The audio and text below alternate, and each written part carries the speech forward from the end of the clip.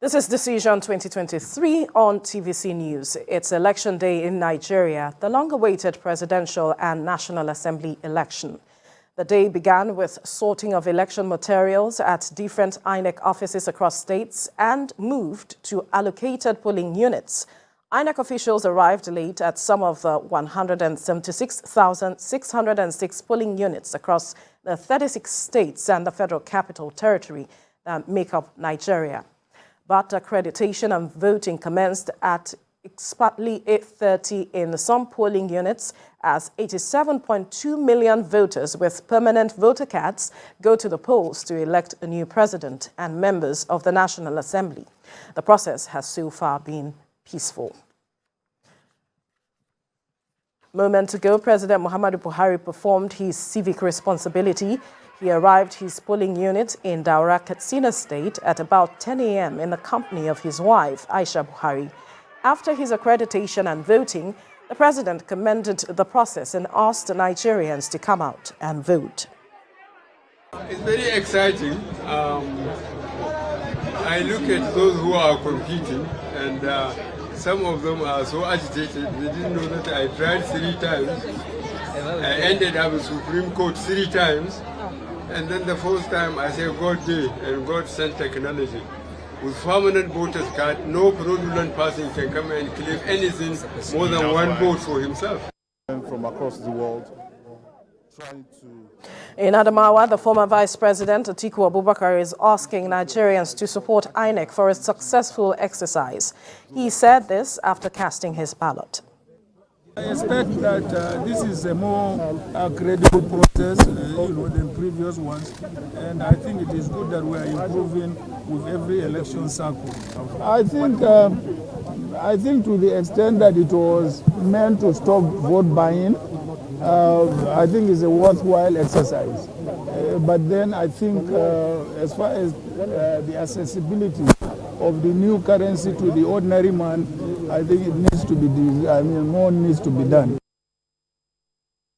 And Bola Tinubu has cast his ballot at Alausa Ikeja in the company of his wife, Oluremi Tinubu, and some supporters. He also expressed confidence in the process and asked citizens to come out en masse and vote.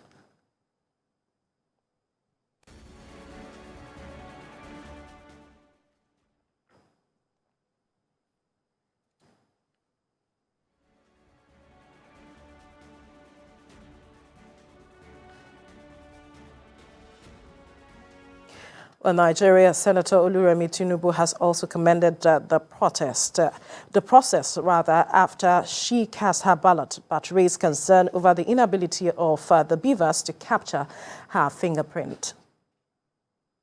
I think for what happened was they have 2 options. They couldn't capture my fingerprint, but they were able to capture my picture, which is, they said they have those 2 options. If not, the process is fine. It's fine so far. When they started that, and it's just within a minute, I'm done. So I think it's all right. All right, we turn our attention to Kaduna, where INEC ad hoc staff are yet to arrive most polling units in Kaduna metropolis, as at the time of this report.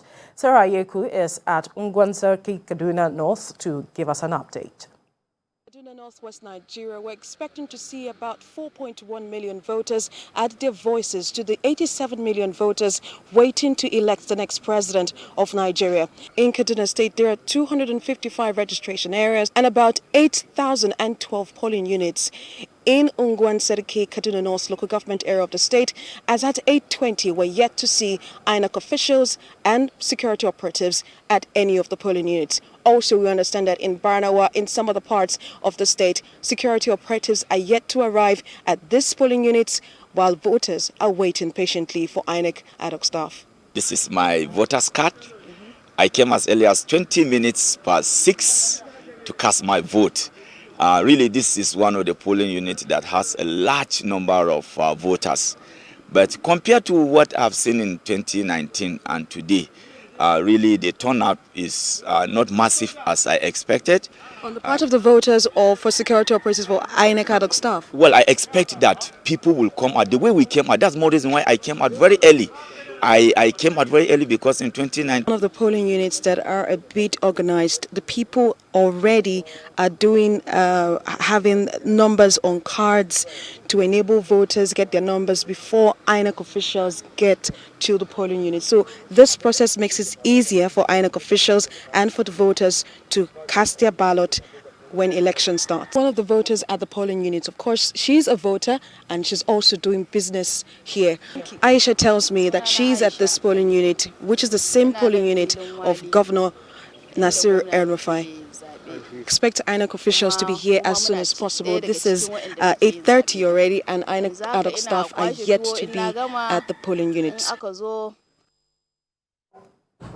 All right, we have our correspondent in Sokoto's Celestina area to bring us up to speed with developments there. Celestina, quickly talk to us. How is it going with regards to accreditation and voting? Okay, Veronica, yet to provide have one of the government and this is like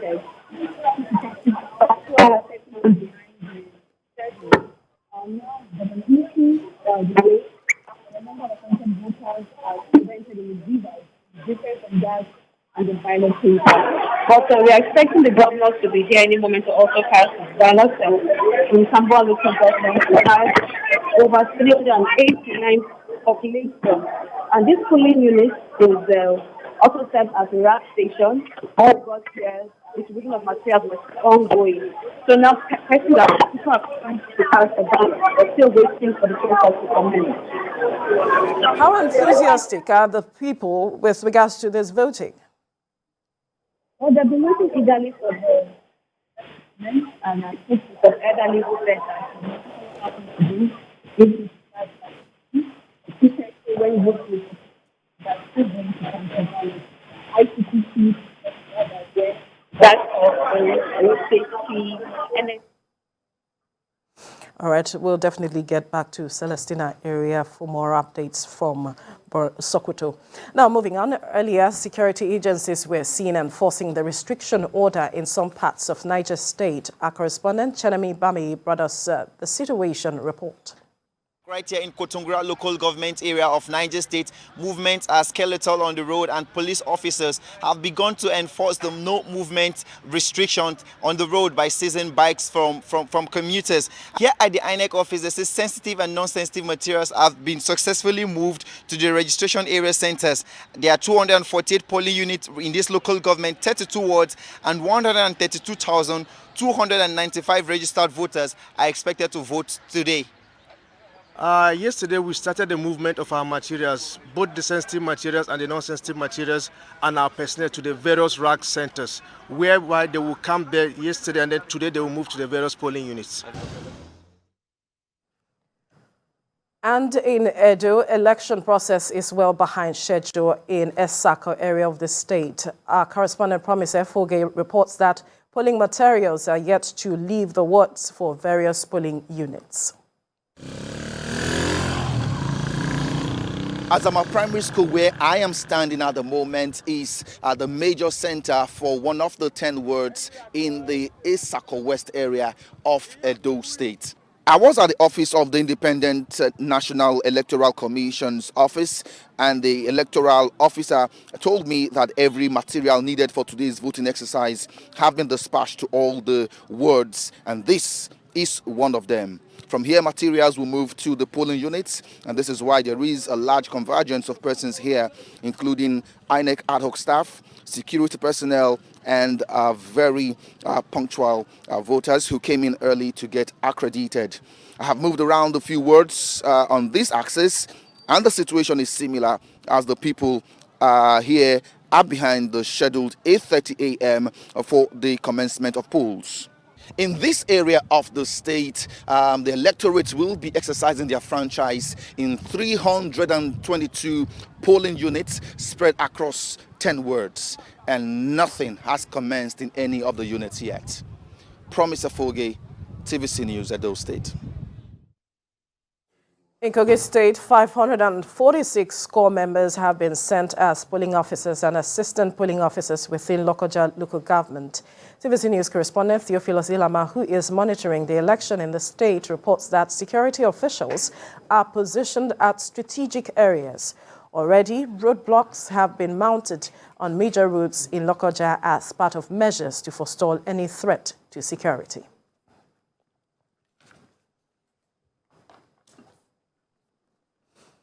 Well, the Bauchi State Office of the Independent Corrupt Practices and Other Related Offences Commission has taken into custody Mr. Hassan Ahmed, found in possession of the sum of 2 million naira amidst the cash crunch being witnessed in the country.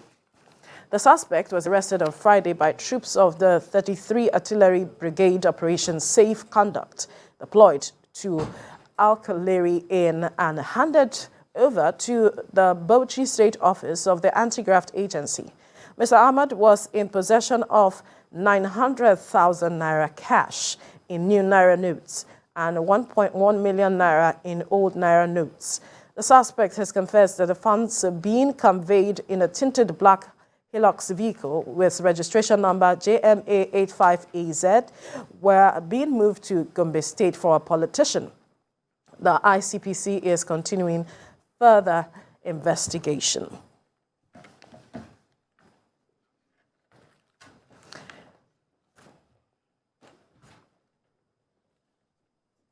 Well, that's the much we can take at this time. But Decision 2023 continues.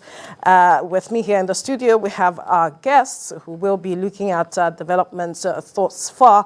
We have Biodun Sowunmi, a public affairs analyst, and Babajide Kolade-Otitoju, a senior broadcast journalist here.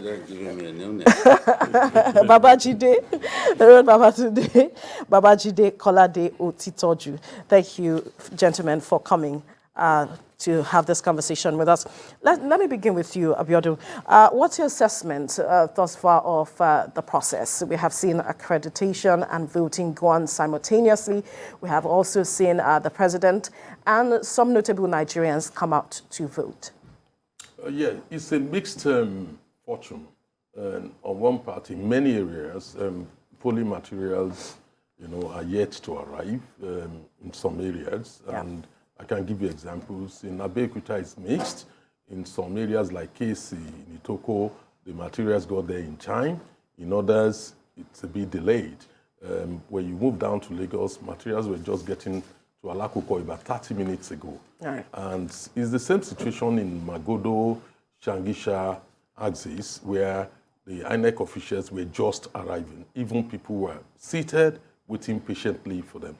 In some other areas in Lagos, it's going on a bit smoothly. In Surulere, it's going on smoothly in Ikoyi and Lagos Island. So it's a mixed fortune in terms of the materials arriving and the officials arriving at the right time.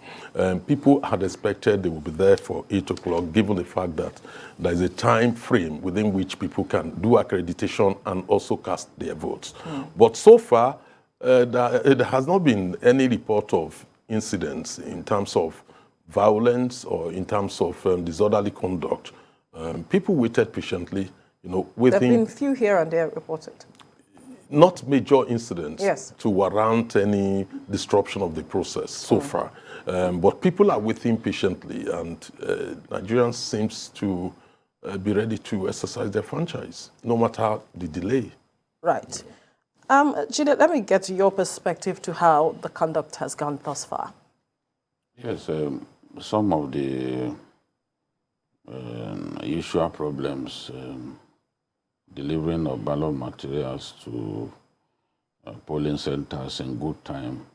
This problem has always been with us, and I am not surprised that this year we've had this problem. Do you think the cash crunch contributed?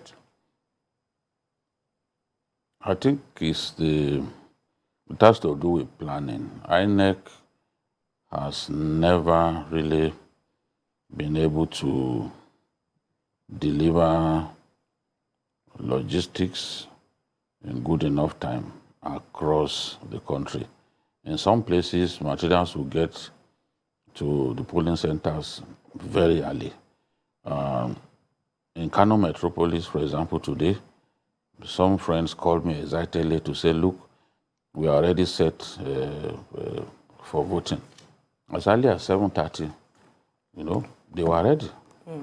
But in some places, including some communities in Niger State, materials didn't get there on time. Niger is the biggest state in Nigeria by landmass, more than 10,000 square kilometers, the size, in fact, bigger than some states.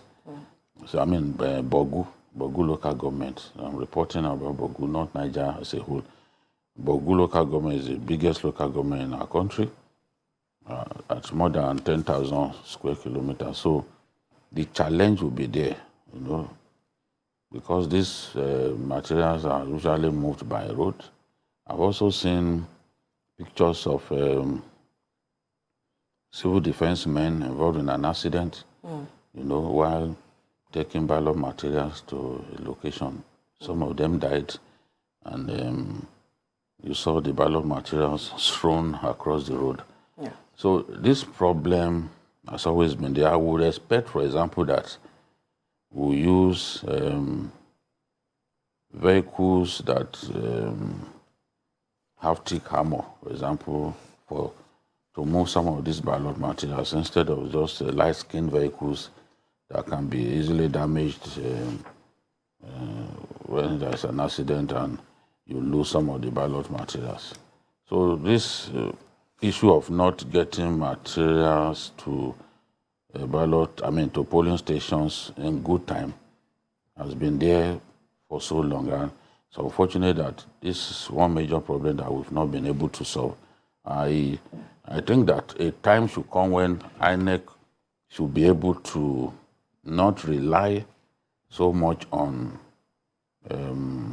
road transport workers to get ballot materials to all parts of our country. Now that the cash crunch is there, it's impacted on this election in so many ways. Absolutely. I won't be surprised if it's also one of the reasons we have this problem, because these guys have to be paid. The INEC chairman said, look, we don't pay them through transfer, we pay them cash, before they move. I don't expect that that will change. These guys will insist on being paid before moving. In fact, we had a report from one of our correspondents saying that the drivers were saying that they were not moving. We do not know if to deliver the materials, we do not know if the matter of being paid was actually paid enough. Was the reason why they were not able to move. And recall that even before now, the INEC chair had always been talking about going to meet the CBN governor to say that we need cash, we need cash. And at some point, the CBN governor said that it will be provided. But INEC being INEC, they would have planned. And so the cash crunch might be a factor, don't you think? No, certainly the cash crunch is a major factor in terms of planning, and it has certainly impacted on INEC's planning. Money was provided very late, to INEC in a way that, according to some reports, as late as Thursday, just 2 days ago, and INEC has to get these funds, to the appropriate people. And without getting the money, not until people get paid, they're not going to put their vehicles on the road, to move those materials. And one other problem is INEC centralized the planning in Abuja. That's the distribution point. In my view, that shouldn't have been the case, because we could easily call on the Nigerian Air Force, to use the helicopters, the choppers and the Nigerian Air Force jets, to move materials to the nearest point. For instance, to distribute in Southwest, you can use 3 major points, which is Lagos, Ibadan and Akure. You will be able to effectively, distribute Southwest in good time, given the problem of cash crunch.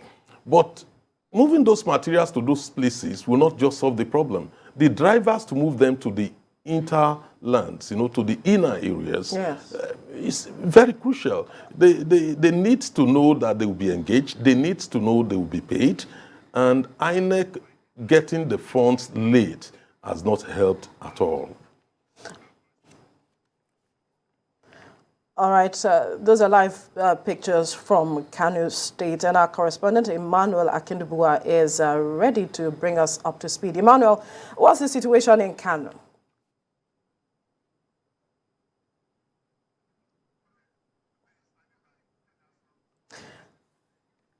All right, we'll move away from Kano. We'll move now to our correspondent Lupe Assam, who will be bringing us up to speed with what is happening in Zaria. Lupe, how has the accreditation and voting been?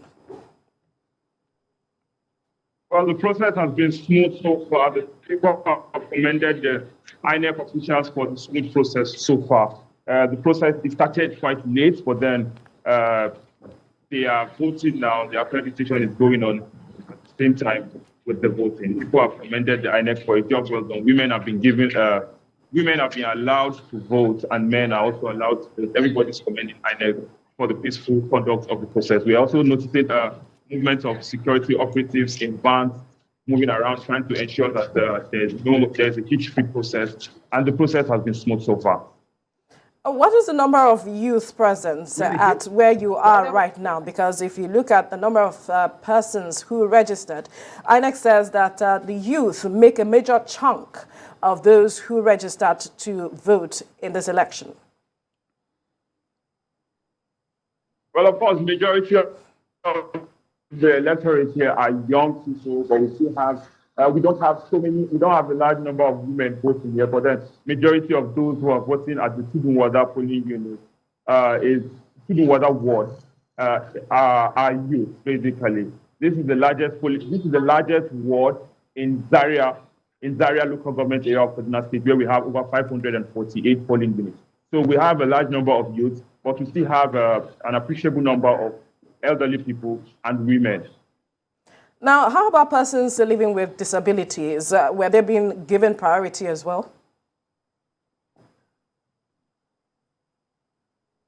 Yes, persons living with disabilities were given priority, and elderly people, especially. There was a visually impaired person who came. He was allowed to go with his relatives who helped him vote after he gave the instructions. So persons living with disabilities have been given special privileges, as well as women.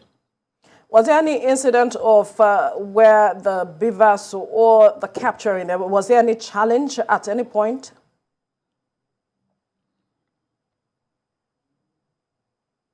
So far, the beavers machine has worked perfectly well here in Kaduna. We spoke to the executive secretary of the INEC yesterday. He even assured us that they have additional beavers machines, which the officials will be carrying around in case there's a failure of any of the beavers machines. But so far in Zaria, we don't have any case of a failure of any of the beavers machines. The machines have been working perfectly well so far. So for now in Zaria, there's no incident of a failure of the beavers machine. Everything has been smooth so far here in Zaria. All right, thank you, Lupe. We'll definitely get back to you for more updates. Let's cross over now to Kano, where we have Emmanuel Akindubua to bring us up to speed. Emmanuel, how is it going in Kano? Well, Veronica, it's been a very eventful day in Kano State. Of course, as expected, Kano is the second most populous voting population across the country. And the turnout this day has been very, very massive. We've covered the elections in 4 local governments already, from Fagé to Nasarawa to Gwale, and now we are in Madobi local government. The local government of the NNPP presidential candidate Rabiu Musa Kwankwaso is expected to arrive at this voting ward in Malamai, where he will be exercising his franchise. We were on ground when the INEC officials arrived with the materials, and they did have some issues with the beavers initially, but that has been resolved, and voting is going on as we speak. In line with the Electoral Act, the arrangements of the voters have been very, very, in consonance with the Electoral Act. The women are aligning differently as well as the male. And there have been preferences for people with physical disabilities who have been given preferences so far. It's been very peaceful, although we had some eventful, some events earlier in the day with some skirmishes. Some people wanted to bring their vehicles into the school premises and they were chased away by the voters who feel that it could be an underarm tactics by some people to disrupt the election. But so far, it's been largely peaceful with a massive turnout of voters here. What's the presence, talk to us about the presence of security personnel where you are. Well, the security personnel are here in full numbers. The men of the Nigerian army are here as well as men of the Nigerian police force. The incidents I referred to you earlier about where people were denied access or bringing their vehicles into the school premises where we're using here, caused a lot of uproar, and the police officers and the military men had to come in to disperse the protesters who were insisting that the vehicles had to be taken away from the polling units. So, but for now, it's been calm. We're expecting the arrival of the NNPP candidate, who's this is his polling unit, so he's expected to be here any moment from now. But here you have pictures of the voters, all calm, cool, and collected. The accreditation is going on peacefully. There is no incidents. The beavers machine are working quite well, and we're expecting the votes to go on without any kind of disruptions. The women are there, the men are there as well, and people with any kind of physical deformity have been given preferences to help them exercise their franchise very, very smoothly. And let's also give you some update. Apart from this area, we were in, of course, in Nasarawa local government, which is one of the largest local governments in Kano State, and the turnout was impressive as well. A lot of people come here. Do not forget that 5.5 million people have their PVCs in Kano State, and that will be one of the key factors that could determine this election. In 2015, when we had the transitional election of this nature, that means when, of course, a new government was ushered in, Kano State recorded perhaps the largest number of votes across the entire nation. And you would expect that this time around, Kano would again play a significant role in the overall results of the election. So we're giving all the updates. We can confirm to you that the governor of the state, Umar Ganduje, has cast his vote in his polling unit, and we understand that everything is also going smoothly in Kano Central Senatorial District, where the governor also had his vote earlier in the day. Right. Emmanuel, we'll definitely get back to you for more updates. Jide, let me come to you now. Are you surprised at the turnout, looking at the number of PVCs collected? Like he mentioned, 5,921,370, making 55% of PVCs collected when you look at the turnout. Yeah, I'm not surprised. The level of political education in northern Nigeria, especially the states of the northwest, is quite tremendous. They are very current.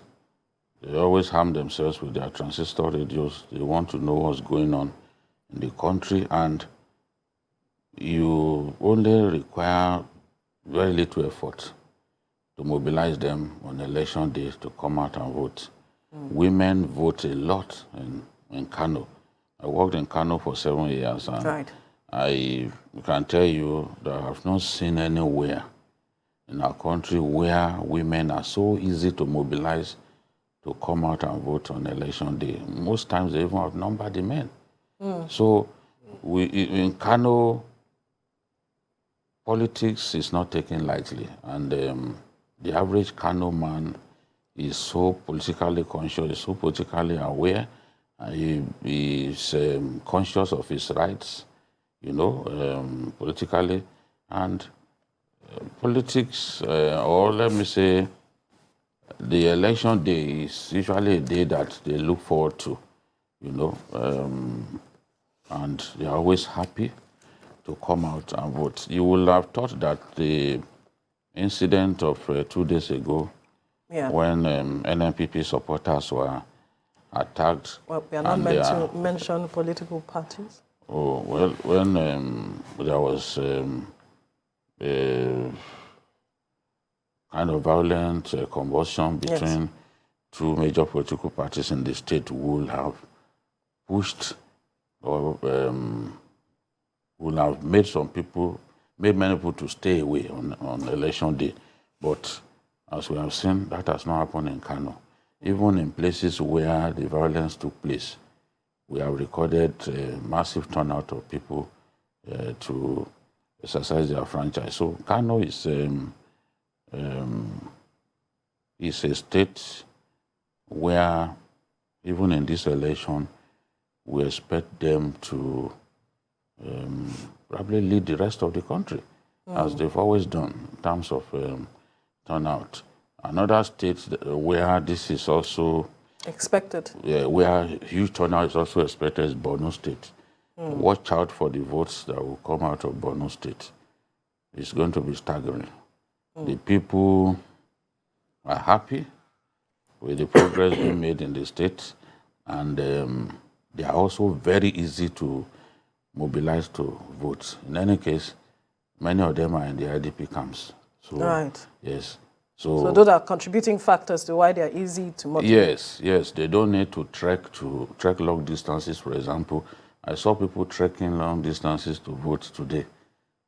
Where people are localized in an area, it's a lot easier. So there are some IDP camps in Kano where you find up to, in Borno State, the IDP camp in Monguno is about 400,000 people. So you can expect that from that location alone, a lot of votes will come. That's the IDP camp that services the entire Borno North. And in Borno North, there are very few towns where people are resident. Right. Most of those communities have been destroyed. People are no longer in them. In fact, when the governor talked about communities or local governments that the Nigerian army is not in control of, the 3 local governments that he talked about are in Borno North. So that's why they still have a very big IDP camp over there in Monguno, which is located close to the border with Chad. So where you have so many people in an IDP camp, as we have in Monguno, you can be sure that a good number of them were thrown out to protest their situation. It's just one location. Right. So all they need to do is just tell them, come out of your little camps here and there, come and vote. So the governor of Borno State recorded the highest votes recorded by any governor during the governorship election of 2019. So if we are to go by that, I think Borno is also one state where to look out for. Yes, we can expect a very impressive turnout. All right, let's quickly speak with our correspondent at Doja, Salam Adeni, who is on Lagos Island to bring us up to speed with developments there. Doja, quickly talk to us what's happening on Lagos Island, especially with accreditation and voting. Yes, accreditation and voting started a bit late around Ikoyi area, where Senator Oluremi Tinubu, senator representing Lagos Central, voted this morning. They started around past 9:30 to be precise, and then the electoral officials settled down for her to cast a vote around that Ikoyi Falomo area. And she described the voting, the process, as seamless. But right now, I'm at Eyekole area at Adeniji Adele was 006, where Governor Babajide Kolade-Otitoju exercised his franchise. The governor also described it as each free and very, very seamless. And here, voters come in. We have their registered voters. Alice, please come with me. Yes, they are registered. This is their register. They check their register and, of course, move to the cubicle where they will vote. Don't forget that out of 93 million people that collected their PVCs in Nigeria, security agents around Lagos, when we were even coming this morning, I know that the security, combined effort of security agents. More than 400,000 of them are deployed across Nigeria. Lagos alone has 17,000 policemen to man the state to have each free election. And the process has been so seamless. The Beavers has also helped in a big way to have a very fast election, very fast process. People come here, electorates come here, vote, check their name on the Beavers. And the electoral law of 2022 is really playing out here, because Section 47 of the electoral law also says that the voters should come with their PVC, and the presiding officer should check them, accredit them, and that has been playing out here. And I also saw people living with disability, which is under Section 54 of that electoral act, that they can be accompanied to the polling unit with someone that they chose, and then they can be accompanied and assisted. I've seen someone being assisted in that regard, and I've also seen aged being given preference to vote, not being on the queue. So that section of the Electoral Act of Section 54 is really playing out, giving preference to the aged, to the people living with disability, and of course the vulnerable. They've been given chance to exercise their franchise. Now, what I've seen with these Beavers, it has also erased the era of incident form. Remember, in 2015, in 2019, incident form were used whereby people engage in multiple voting. Now, this Beavers has eliminated multiple voting, and of course, identity theft is also another thing, because if Beavers does not recognize you, then you cannot vote here. The thumbprinting, I've seen them use the facial inspection. You know, the Beavers either use thumbprint with your index finger, or you use your facial inspection. But the facial inspection has been very effective so far on this Lagos highlight that I covered. So, and that has been, we've seen people using that a lot. And another thing is that this election, is quite different from what we've seen so far. We have four-leg contenders here, unlike what we had in 2015 and 19. Can you hear me? Right, we need to cross over to Kano, where one of the contenders for the presidential election is about to cast his ballot.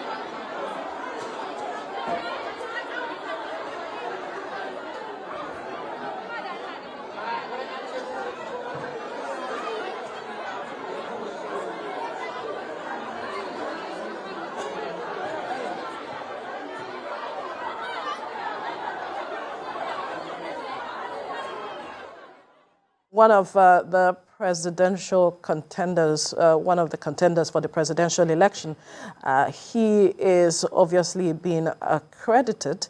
They're checking, trying to match his data with the information they have.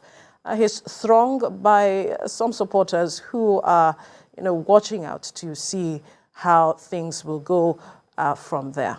Jide, this is expected. Yes, the people had waited for so long for this moment. As you can see, the candidate is popular, and for that reason, you can see so many supporters around him, And I think in the final analysis, democracy is the winner when our people turn out in impressive numbers to cast their ballots on election day. This year we've seen, even in the Lagos area, a few cases of young people playing football on election day. Not that it didn't happen, but not like we used to see in previous years. You know, young people registered in good numbers this year, and hopefully they will make a good impression on the entire outcome of the election. We want to see young people get involved in how their leaders are chosen. Being completely apolitical is not good. But if you remember, even people like Awolowo, Zik, our political forefathers, they started politics very early. Absolutely. Yes, so seeing people in their late 30s, you know, not wanting to get involved in politics is not a good thing. You have to be involved in how your leaders are chosen, and the young people have the numbers. Absolutely. You know? We also have live pictures from Awka in Anambra State, where also a contender for the presidential election is also, it is said Agulu is also casting his ballot.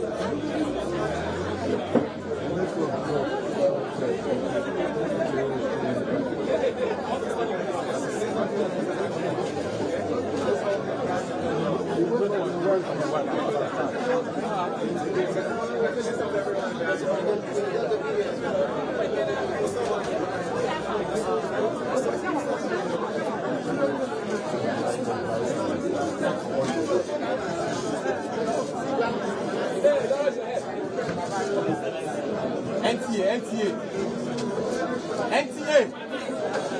Fonzo. Hey, guy.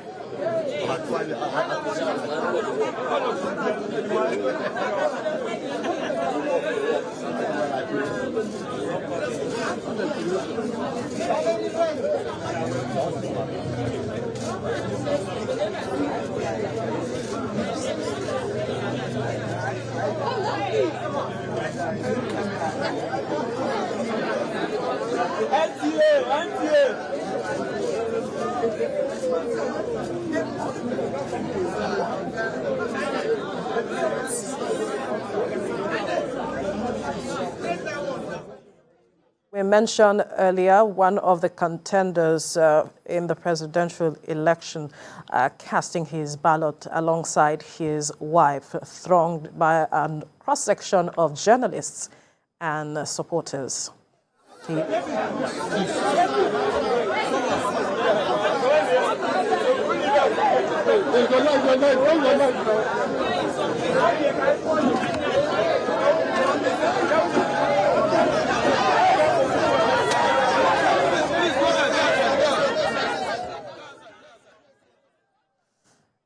All right, a lot of persons obviously want to have his attention. They want to speak with him. A lot of supporters there, trying to get his attention to speak with them, I must say. What's your perspective to how things are going there in Agulu with the other a presidential contender? Yeah, I think it's interestingly, it's going on very well in Anambra State so far. I've not heard of any major incident. Yes. And Peter Obi is from Agulu and is there to cast his vote, to discharge his civic duty. And you can see that it seems there will be a good turnout in Anambra State. Anambra has a huge number of voters in Southeast, probably the highest. And given that situation... All right. Sorry to interrupt your conversation. I hear he's about... I've just voted, and as far as I'm concerned, it was seamless. I have to see the global report to be able to make an effective comment.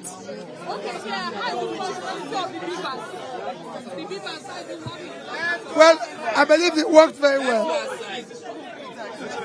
Let's go outside. Let's go outside.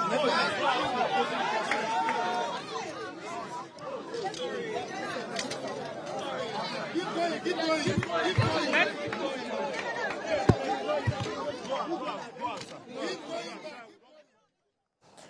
All right, he has spoken. He says he wants to see a global report before he can make a comment. Yeah, what do you make of that? Yes, he made an assessment of the situation so far in Agulu in Anambra State. He's confirmed the fact that Bivas is working, and he said so far it has been peaceful, but he would love to see the global picture to know whether it's the same story in other parts of the country.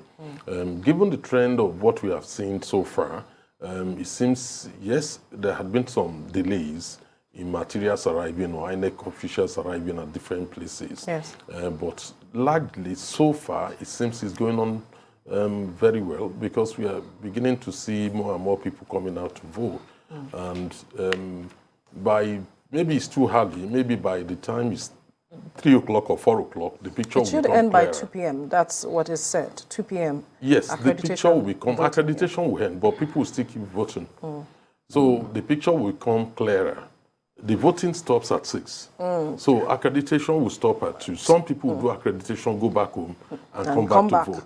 So maybe sometimes around 4 o'clock, we might be able to have a better appreciation of the turnout in many places, including in Anambra State. But leading up to the election, there has been some sort of tension in the minds of Nigerians with regards to Anambra State. I'm wondering how you place that side by side with what we have seen played out now. Interestingly, it's not only in Anambra, in Imo, there are quite a number of places. Yes, but I just want to stick with Anambra. But in relation to Anambra State, surprisingly, it's so peaceful. And I must say that this could have been the result of a combination of efforts on the part of security services and cooperation with the state government. They've been able to ensure some reasonable security for the people so that they can cast their votes. We won't take that away from the security services. Right. When you look at the number of turnout of voters thus far, even though we are waiting till later in the day to totally conclude, if you can say, yes, there was a number of them. We'll say, when you look at the summary of registered voters and PVCs collected from Anambra, we have over 2 million persons. And when you see what we saw on screen, how would you say that we've seen perhaps a good number come out to cast their ballot? What we've seen so far could also be misleading because Agulu is just a small town. A little bit better than a village. It's a small town. You still need to look at the votes from Awka, the turnout in Onitsha. Those are the major places where we need to watch out for. But in relation to Agulu, even for a small town like that, the turnout seems to be impressive. But we should expect the same trend in Onitsha, Awka, and some other places in Anambra. Right. Now, Jide, if you look at how the election has been, would you say that INEC has been able to consolidate on the Electoral Act as it is? Yes. In many ways, you could say that INEC has been able to improve on its processes. INEC has been able to incrementally give us elections that are better than previous ones. What we want to see is electoral integrity. We want elections to be free, fair, credible. We want a situation in which the people's votes count. We want to see violence completely taken away from our elections. And even where violence happens, we don't want to see it have a significant impact on the election. You can see that ballot snatching, for example, has almost been eliminated. Right. And there was something that happened during the 2019 general election that INEC has found a way to solve, which is if a returning officer is forced to announce a result that he is convinced he shouldn't have announced. For example, if somebody who lost an election forces a presiding officer to announce him as the winner at gunpoint, INEC has inserted into the Electoral Act that portion that ensures that is a nullity, that I-40 is a nullity. We saw it happen in Imo State, and INEC complained that that person was not the winner of the election, but that the result was announced at gunpoint. The matter went to court. In the end, the person who was accused of forcing the returning officer or the presiding officer to announce that result at gunpoint prevailed in the court. So INEC now is sure that if that happens again, that person would have merely wasted his time. So the laws are getting better and helping us to move closer and closer to credible elections. Beavers is an improvement over the card reader. Yes. So I long to see that time when no one will be allowed to vote if it's not permitted by beavers to vote. Beavers as electronic accreditation module is much better than anything that we have had. It means that if it's not you, then nobody can vote in your place, you know, as we've had in previous elections. Then the issue of underage voting had put us to shame as a nation for years, especially in northern Nigeria. Yes. Again, underage voting will not happen. The law does not permit it to happen, and INEC is bent on ensuring that this time around we do not see that. So we are moving closer and closer to achieving electoral integrity, which is what everyone should be happy about. And what the president promised to deliver. Yes, yes, he promised to deliver that. He was slow about it, but in the end, with the contributions of everyone, including INEC's,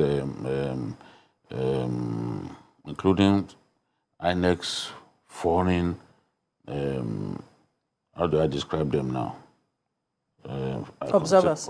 Not observers, supporters of INEC's desires to give us credible elections. You know, those foreign agencies, yes, they are supporting them with training of their men. They are supporting them even with funds. You know, so what those people want to see is a Nigeria where the voter is the king, not a Nigeria where, in spite of the voter, corrupt politicians emerge as winners of elections. So as long as we continue to have these improvements in our electoral process, I can tell you that even our leaders will get better in terms of delivering the dividends of democracy. If you could just hold your thoughts, we have one of the presidential contenders for the presidential candidacy of the country addressing the press in Kano.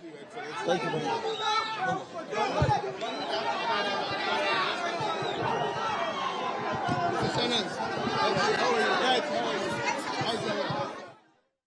Unfortunately, we couldn't get that. We missed that. But then we'll definitely, our correspondent will definitely bring us details of his speech, and we'll bring it for you later on. All right, we have Sifon Essien in Bauchi to bring us up to speed with events there. Sifon, how is it going with accreditation and voting? Well, in many parts of the Bauchi metropolis, a number of the polling units started on time. The accreditation went smoothly. The BVAS was used effectively. However, at this registration area center at the Duku school, it's well past 10 o'clock, getting well past 11 o'clock, and INEC is still deploying materials. Now, these materials are being deployed to ad hoc staff who will then move them to the polling units. So that means a number of polling units who should be getting their materials from this center are without materials as we speak. That could mean that voters would wake up in the morning, throng those polling units, perhaps waited now 2, 3, 4 hours, and without officials and materials on site. Many of them could think of going back home or may have gone back home. But as I speak at Barkel Duku School, where you have the rack, materials are still being sorted out. Some have left actually, but a number of them are still awaiting materials to be deployed or given to them for them to move to the locations where they would, set up the polls for voters to participate. Do we know the reason for the delay?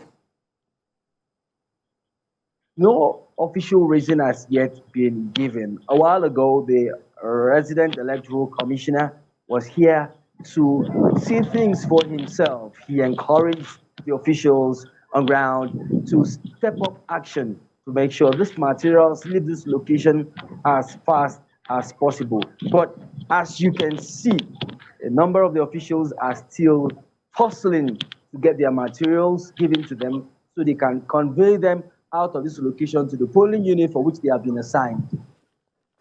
Right. Could you quickly give us a sense of what the security situation is across the state? Well, so far it's been cool and calm. The police, commission of police, has been, going around the state, patrolling and also monitoring activities. So far, there's been no breach of the peace in Bauchi metropolis, and even in the suburbs, we've not yet received any report that peace has been breached. And it's cool and calm, like the military persons would say. But what the voters want is the materials getting out of here to the polling centers in time so they can cast their ballot, because time is ticking. Absolutely. We'll definitely get back to you for more updates from Bauchi. Biodun, we come to you on that. Time is ticking. It's almost 12 o'clock. Like we mentioned earlier, 2 p.m. for the end of accreditation. We do not know if they will extend the time. And, materials are yet to be deployed to some polling units. Yes, it's exactly a case of mixed fortune, where while in some places materials are delayed, but they still get to the right places within reasonable time of, say, between 9 and 11. In some cases, you have materials being at the, and INEC officials being at their desk as early as 8. And now we're beginning to see more cases of delay. Even this is a more serious delay, given the fact that accreditation has to stop at 2. So I don't know what INEC intends to do in that situation. I cannot see INEC deliberately depriving voters of the right to vote, particularly if the delay is from their own end. So one way or the other, they probably will have to extend the time from 2 o'clock till 4 o'clock, because at 6 o'clock, voting must stop. But they can extend the accreditation time, from 2 to 4 to allow people the opportunity to get accredited and be able to cast their vote. Jide, you might want to weigh in on this aspect of the delay. Yes, and I'm surprised that it was reporting from Bauchi Metropolis, and this has happened. I don't see why INET should be late in delivering ballot materials to any location in the metropolis. There's no reason for that. A lot of people will be disenfranchised as a result of this. Some will live in... After waiting for so long? Yes, some will live for their homes in anger. And it then means that this election will be extended beyond the official hours. In Osun State, they voted up to 10 p.m. during the governorship election. They were still voting, even after 10 p.m. in some locations. So I foresee that if they are just delivering ballot materials at this time, and those ballot materials will still be taken to some local governments or some communities probably far away, voting will be extended. It is not the fault of the voters.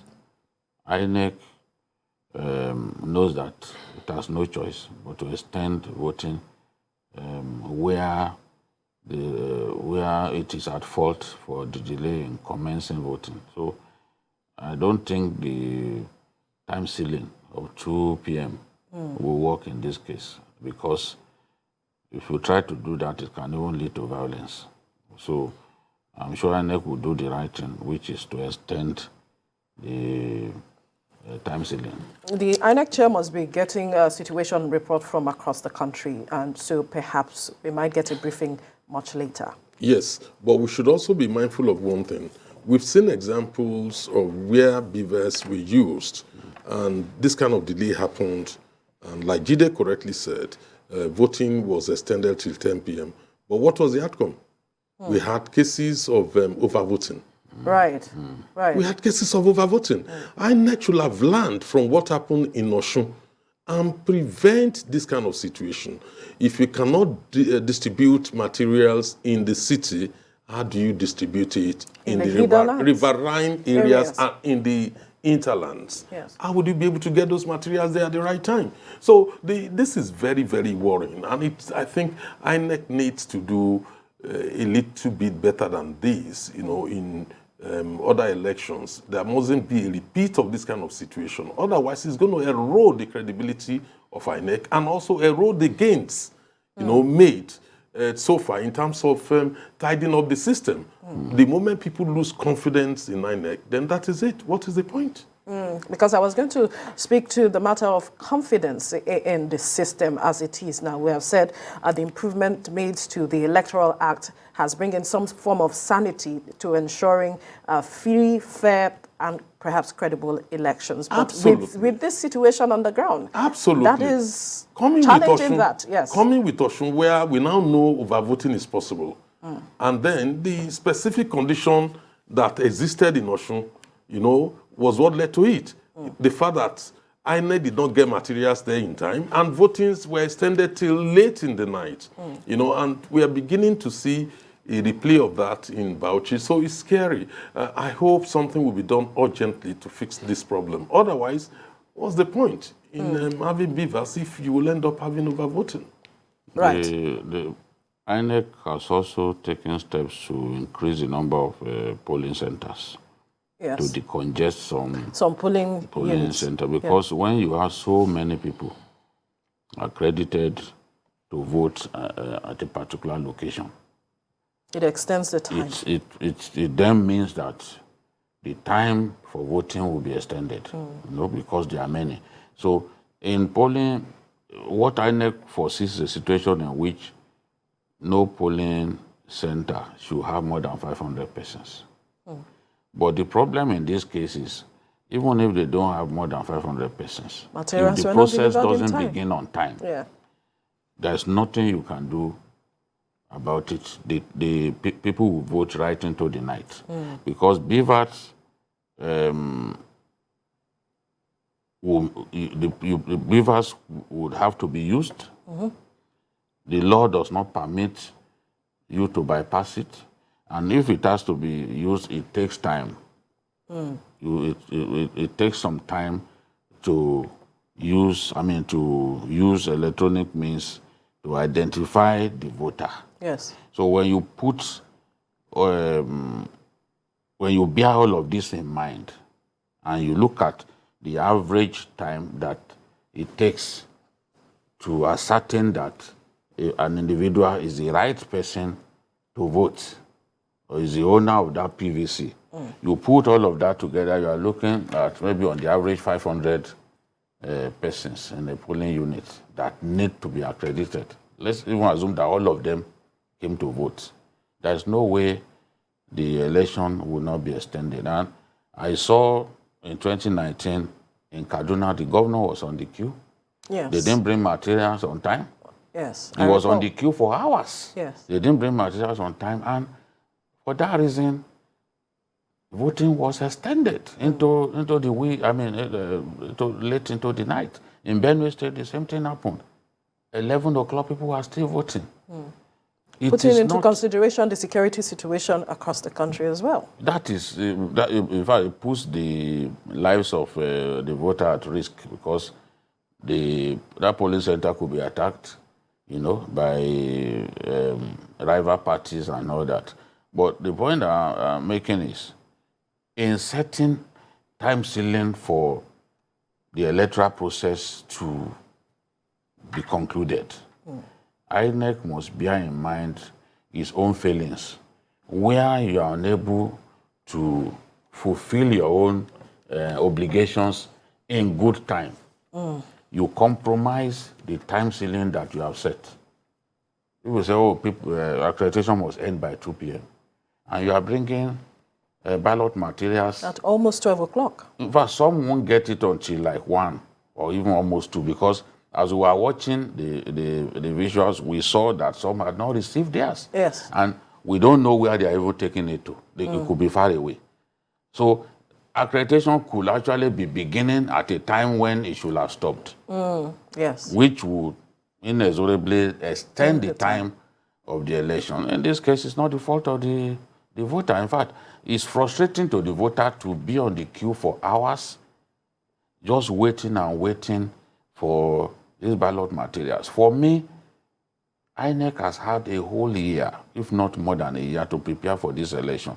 The Electoral Act has also ensured that INEC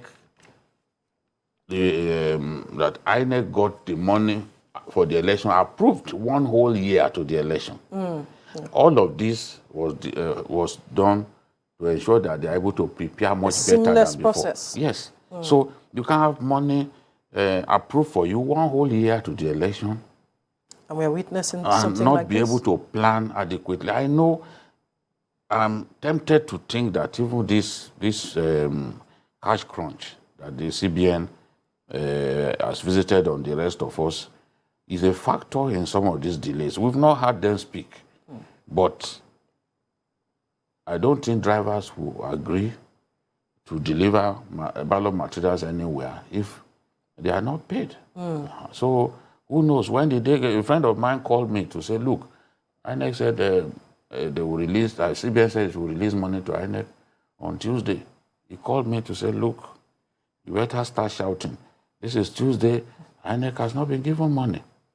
All these things have a way of affecting INEC's preparations for the D-Day. And this is what we are seeing. This may not be the worst that we'll hear today. True. Yes. We probably would hear that some didn't get material until 6 p.m. These kind of hiccups need to stop. Yes, you can have a very good plan on paper, but if you do not implement your plan competently, we'll have these kind of issues. And the voter is the loser, because I'm telling you, a lot of people will have gone home in anger and not return. Absolutely. Absolutely.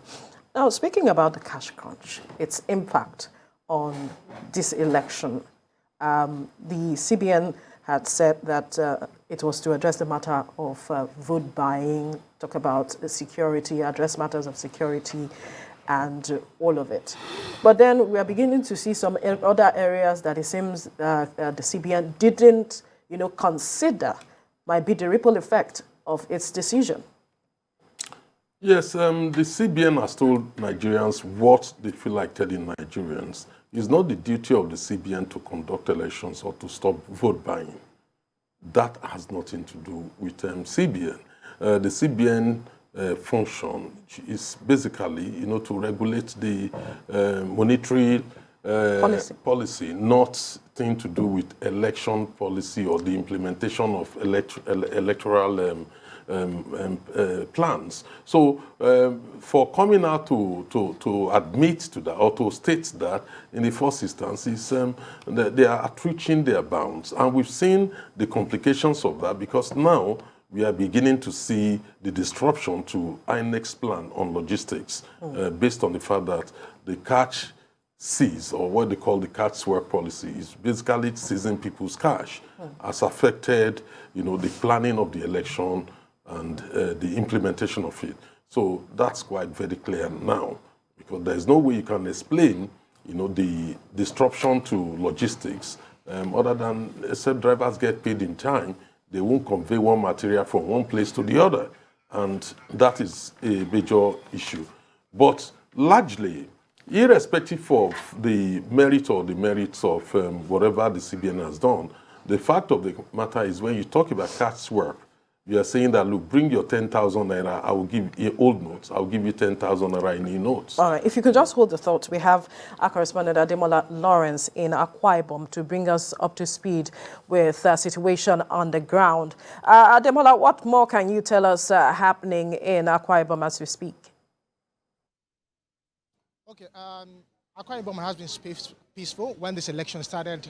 As early as 8 o'clock, of course, there were people at the polling unit. We started from Itu local government in, of course, in Akwa Ibom, Iwuyo precisely, where people were already at the polling unit. As at 7:30 this morning, I jet out as early as 6 o'clock, going around to see what's exactly happening around Uyo City. And of course, to move from Itu, we went straight to Uron.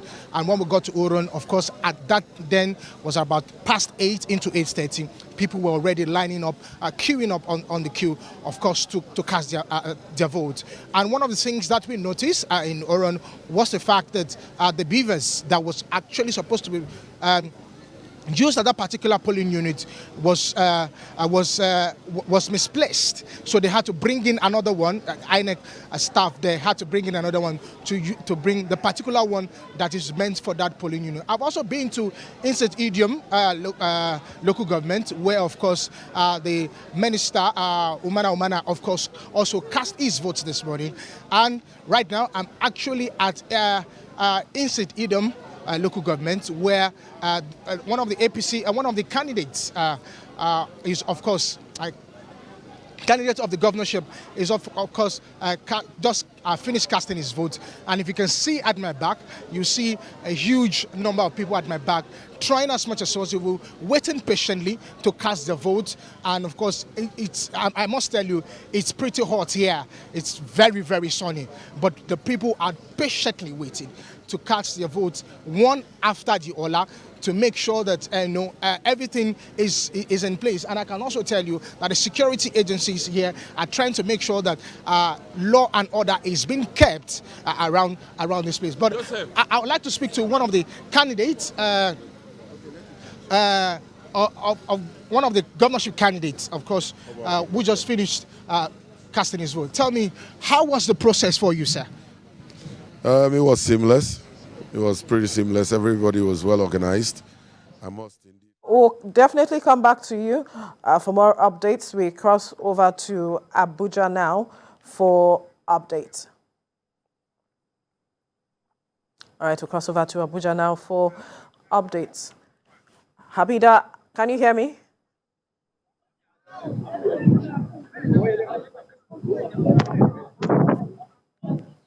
Right, we'll definitely get back to Habida. Are you there? Can you hear me?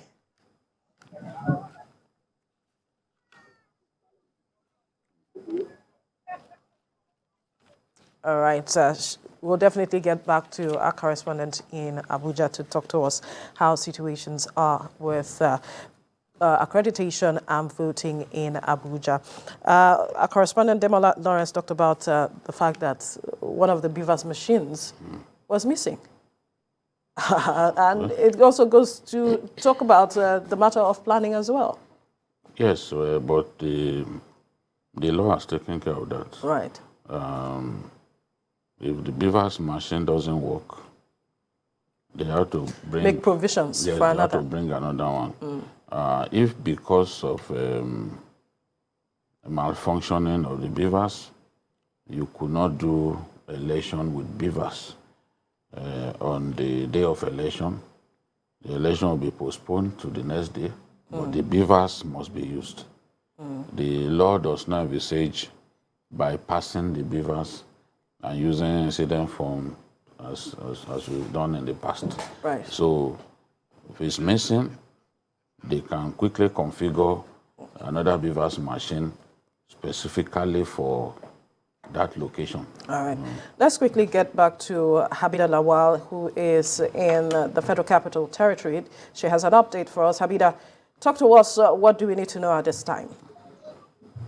Presently, we are at the National Collation Center of the Independent National Electoral Commission, and the INEC Commissioner, Mr. Festus Okoye, earlier told us that there will be a preliminary briefing by the electoral umpire slated for 12:30 p.m., where the INEC chairman is expected to brief us on happenings of its officials across the state of the Federation. All right. And what's the situation with regards to, what information are you getting with regards to accreditation and voting in the Federal Capital Territory? In the FCT, there haven't been any issue concerning the accreditation and voting process so far. The Beavers is accrediting and voting is commencing simultaneously. Some of the polling units we visited so far. In the FCT, it's good. Right. We'll definitely get back to you for more updates from INEC.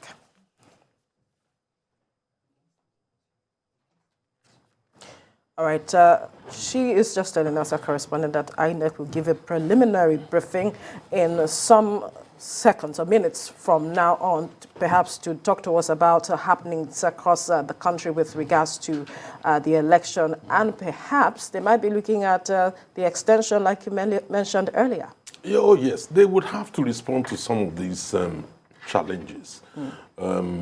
Yes, we will blame INEC for the poor planning or poor execution, but basically, when you really look at it, INEC warned the whole country that if they don't get the cash in time from the CBN, it may affect the conduct of the election. So, luckily, you can't really pin this to INEC. This is just basically about the implementation of CBN new monetary policy that has, without any consideration, to its impact on the entire populace and entire national activities. Right. If a proper effort had been made to appreciate, to the concerns of many, probably CBN wouldn't have done what they did at the time when they did it. Right. The CBN has no role in trying to combat electoral vote buying. It is not their job. So an attempt to go into that has thrown the whole country into a fiasco.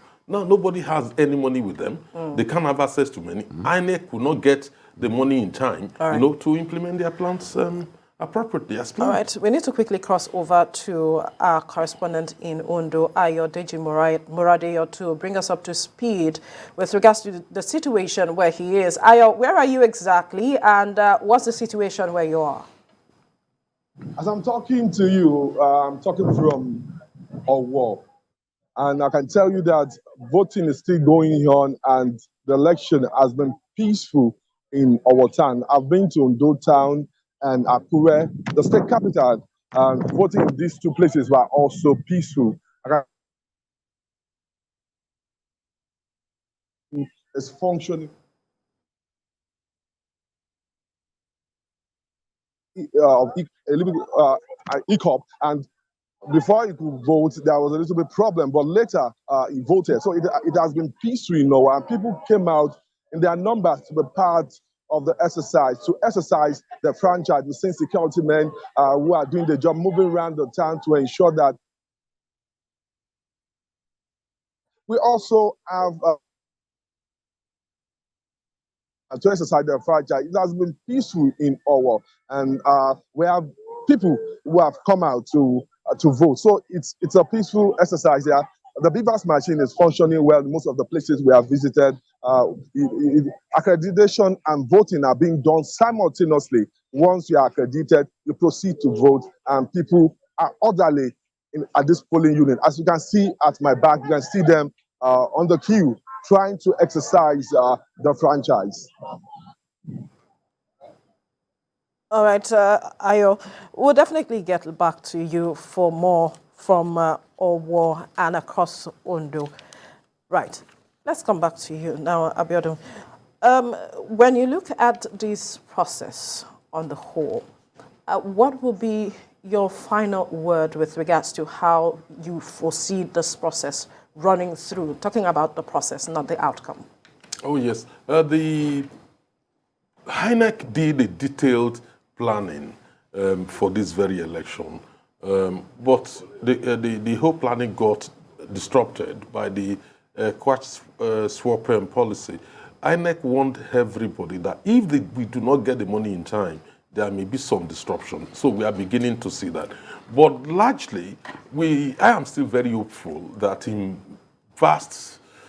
many parts of this country, the exercise will be peaceful, BVAS will work.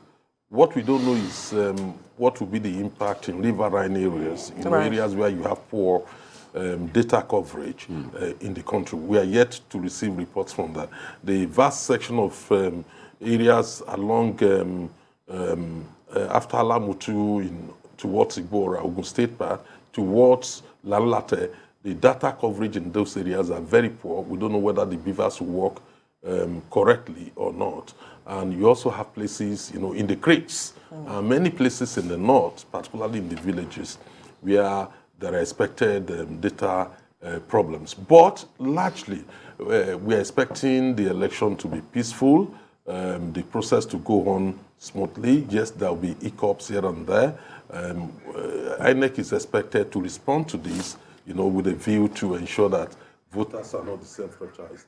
But at the end of the day, in areas where voting and accreditation has been delayed, we do not repeat of what happened in Osun, where it could provide a convenient opportunity, for overvoting to take place.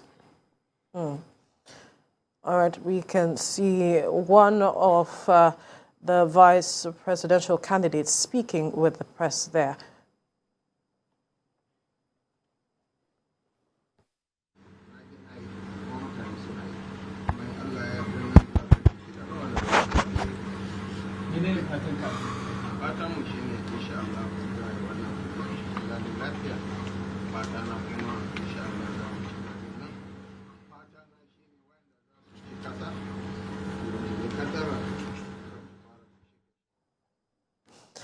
All right, one of the vice presidential candidates there, obviously he must have been accredited and cast his ballot, and he is perhaps trying to give a review of the process. We'll definitely bring you more details with regards to that and as we get along.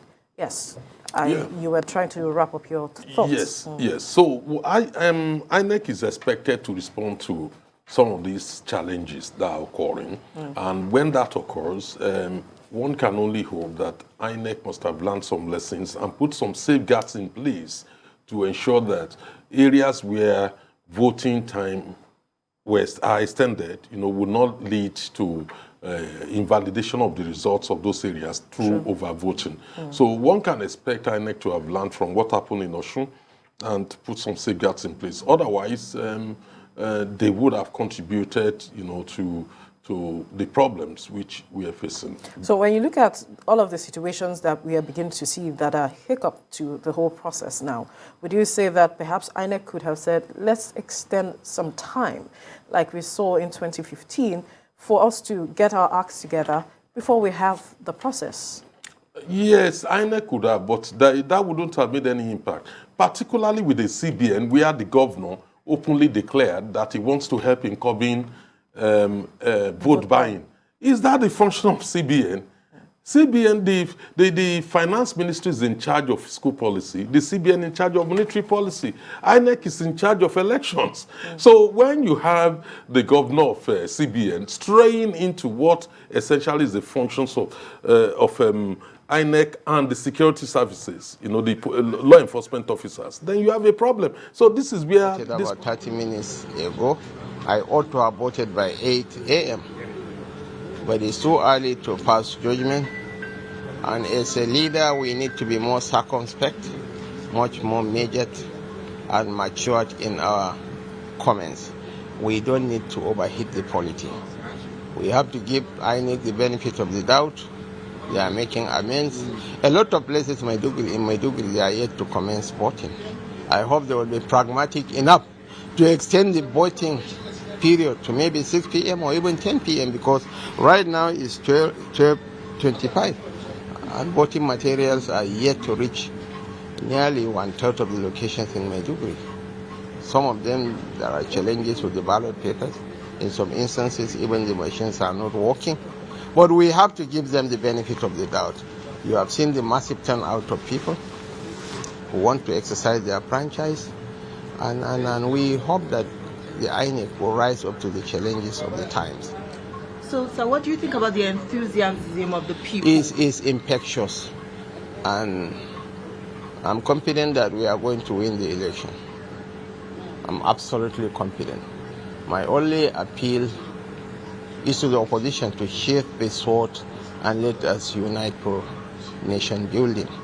And Ashwaju Bola Ahmed Tinubu has the maturity, the experience, and the generosity of spirit to be all inclusive.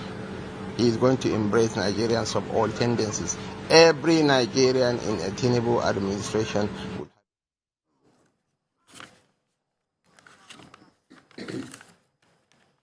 Madam, Jometa.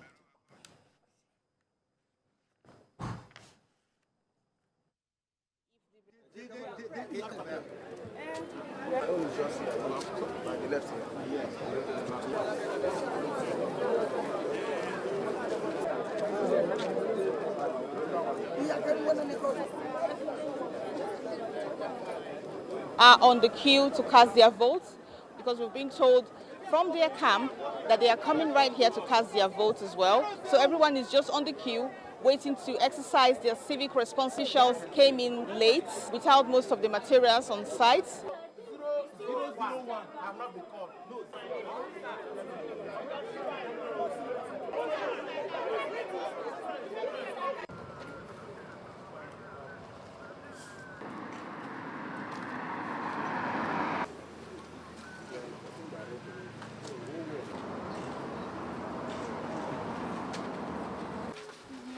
This is Asokoro polling unit 06, and so far 8 people have been accredited and have voted.